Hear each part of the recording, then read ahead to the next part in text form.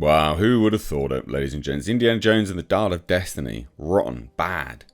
Allegedly, this reportedly received a 5-minute standing ovation at Cannes Film Festival, and then all the reviews came out. And everyone thinks it's terrible. So, let's take a look, because these reviews are not all of the reviews. This is a tiny portion of what's come out. But everyone, who expected anything different? This is Lucasfilm's. They're going to lose hundreds of millions of dollars on this. They've spent way too much money. Stop trying to make Phoebe Waller-Bridge a thing. She's awful.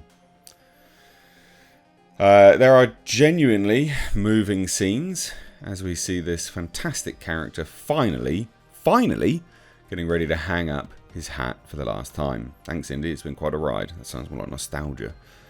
Vanity Fair. One can feel the 4 credited screenwriters grasping at inspiration and coming up short. What they did manage to make would be perfectly fine as a standalone adventure film starring some other character, but it's not worthy of the whip. This is damning. The good news is that it's not as poor as Indiana Jones and the Kingdom of the Crystal Skull. The bad news is it's not much better. Ugh. Yesterday belongs to us, someone says at one point. When it comes to Indiana Jones, yesterday always will. The problem is that it already did, and today feels like a complete waste of time. It ultimately feels like a counterfeit of priceless treasure. The shape and the gleam of it might be superficially convincing for a bit, but the shabbier craftsmanship gets all the more glaring the longer you look. Oh, fucking hell. This has been ripped apart, guys. And this is what, I mean, again, who expected anything differently?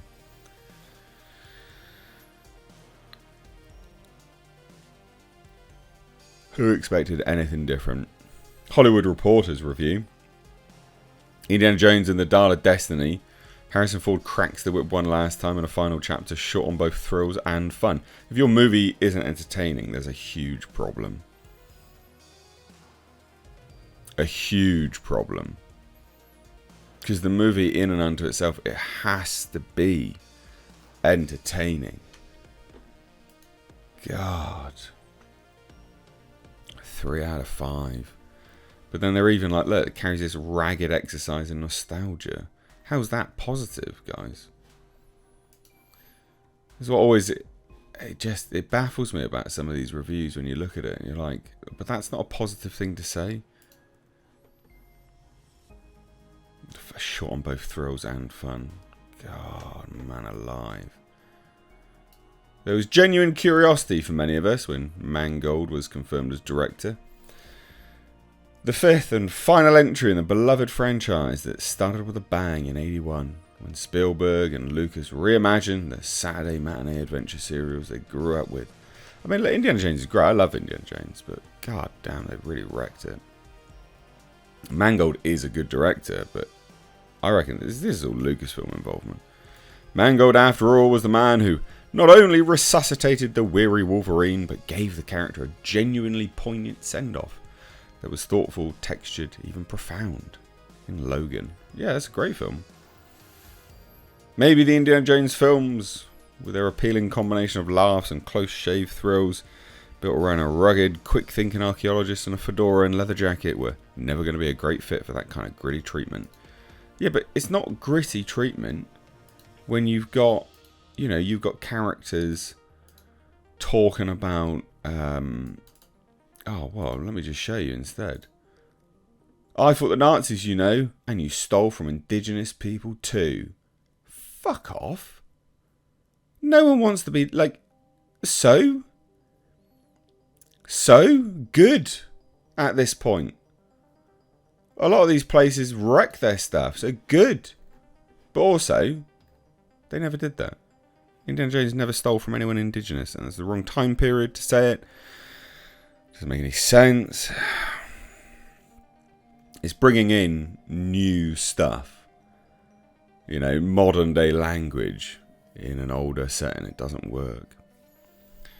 And they're like, look, so here's an element of the here's an element of the film and why they didn't like it.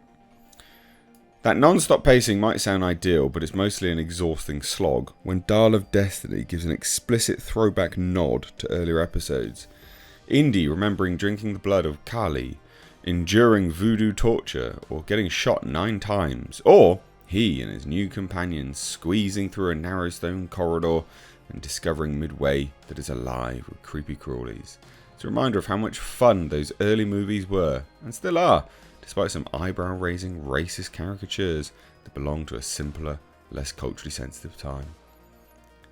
And the cultural sensitivity can just fuck off and die as well. No one cares about that. Any idiots that don't actually consume media. Any people that don't pay for anything care about that.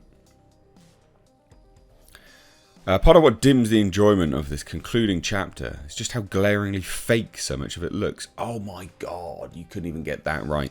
The basis of your film is a young Arnold Schwarzenegger's in the corner there, a young Harrison Ford, and you couldn't even get that right. Ford is digitally and convincingly de-aged in an opening sequence that finds him back among the Nazis at the end of World War II. Hitler has already fled to his bunker, and Gestapo gold diggers are preparing for defeat by loading up a plunder train full of priceless antiquities and various stolen loot.